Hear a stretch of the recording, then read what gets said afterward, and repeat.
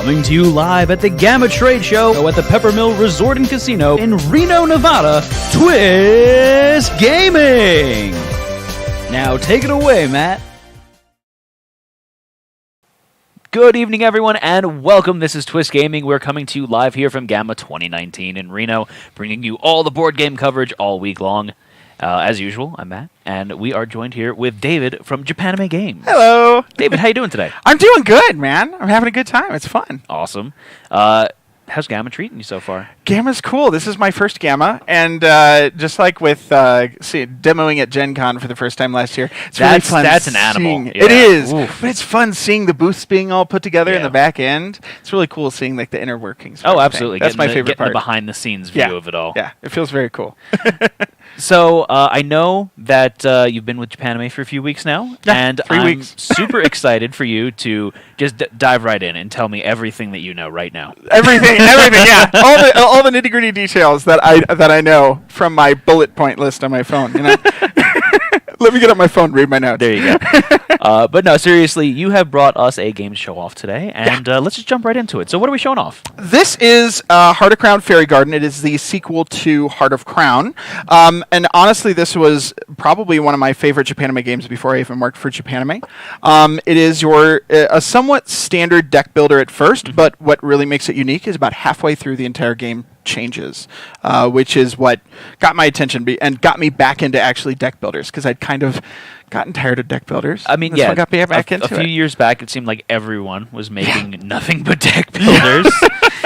But I mean, it's nice to see that they're making a comeback, if you will, because everyone just kind of left them on the back burner. Yeah. So it's nice to see them coming back with a vengeance, if you will. Not just oversaturated. But, yeah, exactly. But how does the game change halfway through, as you were saying? So the basic concept for this game is, as a standard typical deck builder, you start with a hand of 10 cards, you draw 5 cards, and then from there you're actually going to be trying to back a princess, if you want to show some of those ones. Sure thing. So you're essentially trying to back a princess. Oh, They're a little transparent.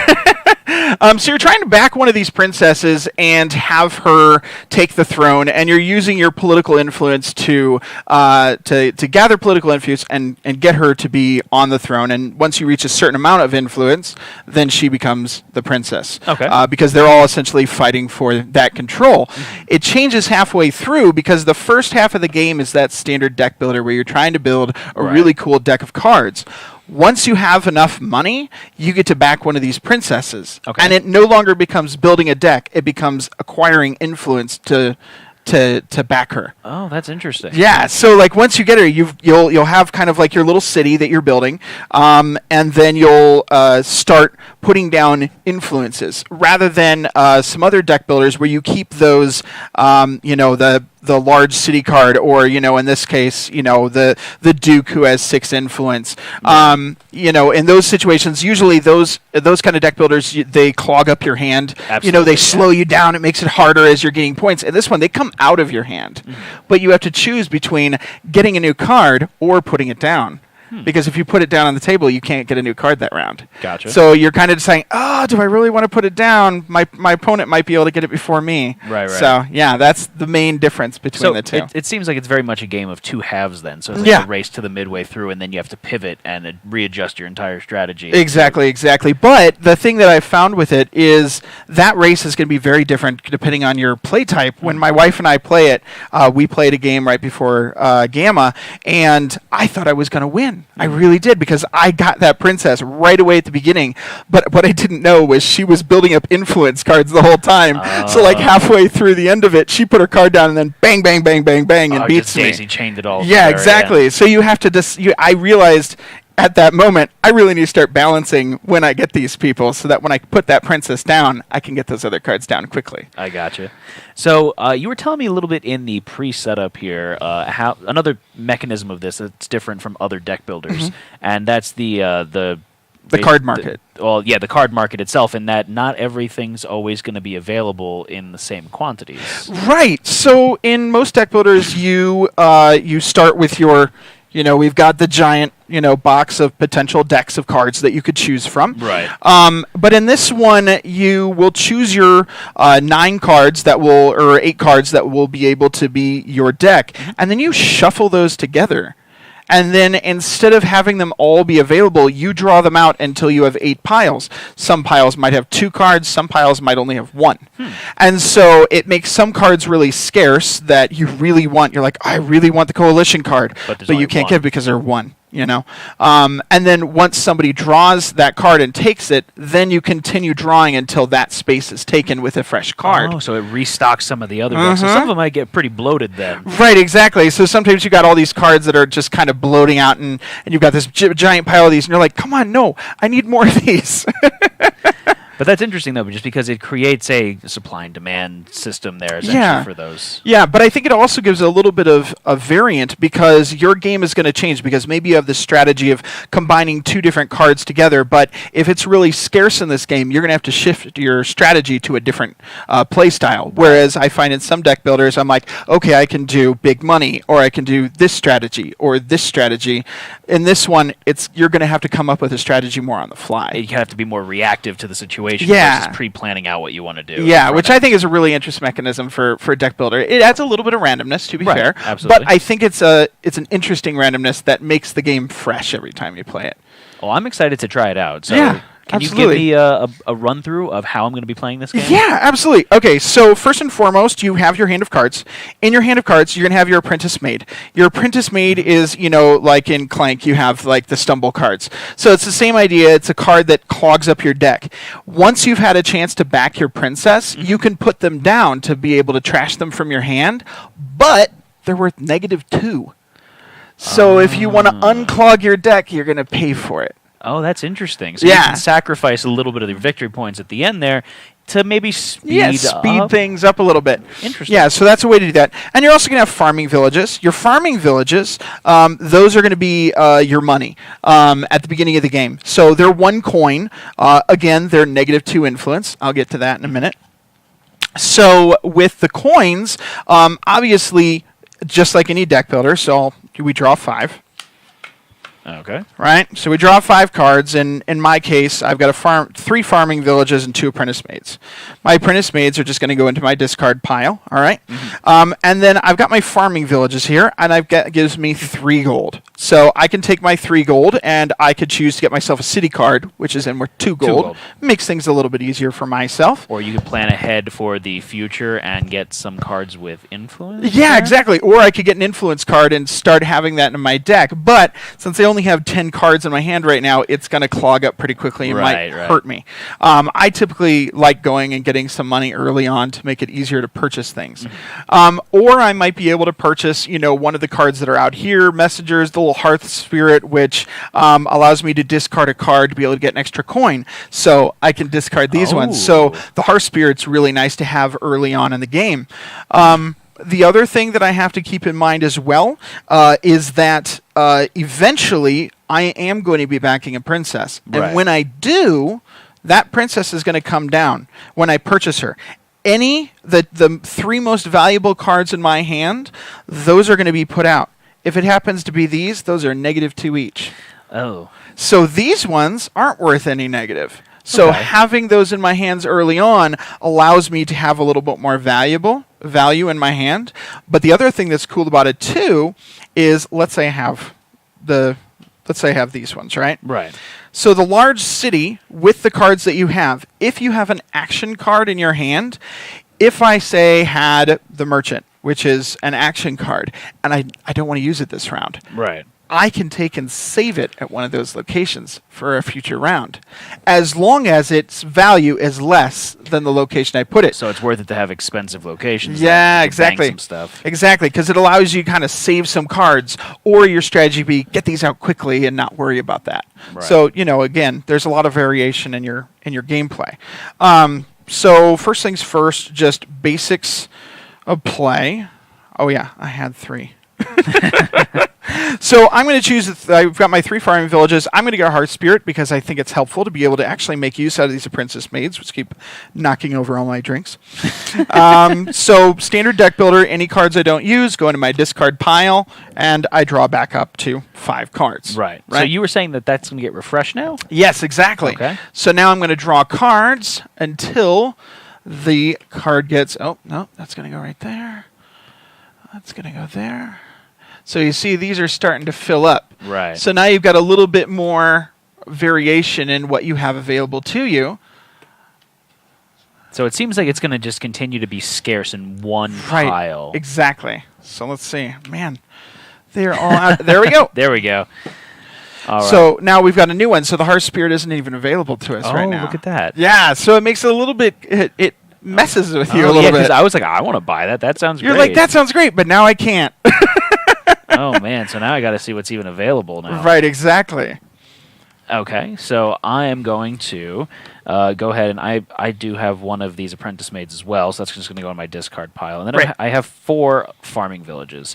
So I'm going to ask, I know we're going against each other here. Sure. But I'm going to ask you, what do you think is a good use of this 4 gold that I've got right off the bat? Well, one thing that you can do, and this is just something to think about for future, is you'll also notice these arrows on the card. That's your linking. So that's how you play multiple actions in a row. If you have a card that doesn't have one, as soon as you play that card at the end of the arrows, you have to stop playing. Okay. You can't play any more cards. So it is something to think about in the back of your head when you're choosing cards. Oh man, these are all good cards. Oh, Traveling Entertainer I typically like. Yes. Okay, so my wife usually slaughters me with the Traveling Entertainer. So I highly recommend you take it. Discard as many cards from your hand as you wish. X is equal to the number of cards you discard this way. Then gain X gold or draw X cards. Yep, I am getting that. That sounds fantastic. Yeah. No, that's a great card. And it can really hurt if you use it, if you combine it with somebody else. Gotcha. And I have 1 left, but I don't feel like I want to buy a farming village, so I don't. Right. It depends if you want to clog up your hand with those. So like I said, you draw back to 5 cards. And I've got Apprentice Maid for farming villages, and I'm going to get one of those traveling apprentices. Or do I want to get some money? Yeah, I'm going to get Apprentice Traveling Entertainer too, because I am not going to get sucker punched like I have in the past with this game. Oh, look at that. You can potentially get another one. Look at that. All right, so I am going to go ahead and I'm going to play... I'm going to discard these 2. They don't really do much here. I've got my 3 farming villages, and let's go ahead and I think I like what you were doing with the city. Yeah, you need having that money early on, especially when you decide you want to back a princess. And here's the thing with the princesses, right? They're all 6 gold, but they also have asymmetrical powers. Right. So they have special abilities. My favorite one to use is Sea Princess Clam Clam. Your cost to buy a card is reduced by 1. With her. This cannot reduce the cost of a card to 0, unfortunately. But fair enough. She is powerful because when you have I'm just going to be completely honest with you. When I want to buy a senator, I only have 4 gold. Every time that's the way it works out. I never have just enough. I'm like 1 left, 1 less. So what's nice with her is that's only going to cost you 4 gold, which is very powerful and helpful to have. So, all right, let's see. All right, so what are you doing now? Oh, yep. Drop my card. There we go. Oh, let's see. Well, I got my farming village. Of course, I get nothing that I purchased that round. I mean, next turn you'll have a good one. Though. Yeah, I'm going to get some... Oh, do I want a maid? No, not yet. Be patient. I have to be patient. What I can do here then is I'm going to play the Traveling Entertainer that allows me to then discard the Apprentice Maid, right? Don't put it in that pile. Whoops, wrong pile. Yeah, we'll put the princesses here. Discard the Apprentice Maid, so that gets me a gold. I'm going to go ahead and gain a gold from that. Then I also have my city that I purchased, so that's another 4 gold. So I have 5 gold from that one. Yeah. And there's a couple 5 gold things here. And let's see what this... Discard a farming village or curse from your hand. If you do, draw 3 cards. Well, that sounds awesome. I'm going to get that. Yeah. That sounds fantastic. It's pretty sweet.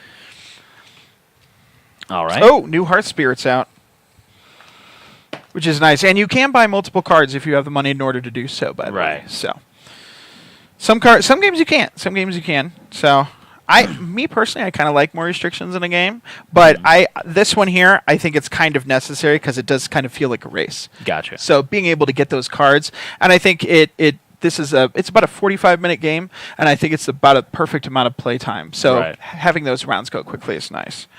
All right, let's see here. So I've got farming villages. I've got, my Hearth Spirit, who is worth 1 gold.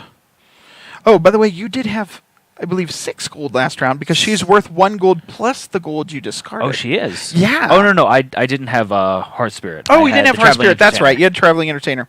My Traveling Entertainer is worthless at this point, unfortunately, because I don't really want to discard anything because, well, that'd be just silly. Oh, but if I discard her, that's worth an extra gold. Oh, there you go. Yeah, so they actually kind of work together. So 1, 2, 3, 4, 5. I'm going to get a Senator. I'm going to get him now. I'm just going to throw him in there, even though I really want that coalition. All right, so you're planning ahead for the future. And just like any deck builder, once you get a small enough number, then redraw back to the top. Sounds good. So it looks like we're running out of time right now. So we didn't get to the second half of it. No princesses were recruited. Yeah, exactly. But at the same time, thank you for showing this off. Absolutely. Is there anything else that you wanted to talk about, Heart of Crown, while I got you here today? Yeah, so the one thing about Heart of Crown is a lot of people, usually with anime-based board games, they look at them and they're like, oh, what IP is this based off of? What anime? I don't know this anime. This is actually not based on any anime. It's just the theme and art for the game. Anime art style. Yeah, it's just an anime art style with, a deck builder mechanism. So that is one thing that sometimes is a little bit of entry level. Some people, are a little bit timid because they think it's based on a movie or an anime or something. And they're like, I don't know the story, so I won't be able to play it. No, it's just the art. And then the other thing that's nice about this one is I find that this is a really good, honestly, like a gateway level game because because of that shift in the gameplay halfway through, it keeps the game fun and fresh for people. So it doesn't feel like it's dragging on at the tail. Yeah. You've got to change, and I'm playing a new game, which is really cool. The game was done on Kickstarter. We're going to be sending Kickstarter backers here very soon, and the retail release for this one is going to be at the end of April. Okay. Is when it's going to be coming out. And what's the retail price on this one? This one's $49.95. Okay. Anything else that is coming out with Japanime Games that you wanted to talk about? Yeah. We have a brand new Kickstarter coming March 18th. Oh, that's... So Monday. Yeah, that's real soon. Yeah. I'm trying not to think about that in the back of my head while we're here at GAMA. But we have a brand new Kickstarter coming March 18th, and it's not just one game. It's actually 3 games. So it is a set of 3 games from Domina Games that we're putting together an anthology. You can purchase one game, or you can purchase all 3 if you wish to do so. And they are small box games, so they're nice small box games, and they're all card game based, and they're all set in different fantastic worlds, which is pretty cool. So I definitely recommend checking out. The art on them is just really cool, and I'm honestly personally going to buy some of the playmats for it because the art is really neat on them. So and I know that's one thing you guys at Japanime stress is the quality anime art style, bringing that to all of your games. And it really does have such a unique look compared to everything else that you see within the industry. Absolutely. Very cool. So where can our viewers go to get more information about all of the upcoming Japanime Games releases? Absolutely. You can go to JapanimeGames.com to see which games that we have available. You can go to your friendly local game store. The other place you can go to, of course, is our social media channels on Instagram, Twitter, Facebook, and we are working on building up our YouTube channel to have more of a presence as well. But we've got a huge playlist of all the reviewers out there who've put together really awesome videos that go over our game content. So we try to make that really easy for people to access that information. Fantastic. David, thank you so much. Thanks for having me, man. I appreciate it. Absolute pleasure. And thank all of you for watching at home. Make sure you stay tuned for more coverage throughout the day here at GAMA 2019. Signing off for now, though, I'm Matt. Have a good one.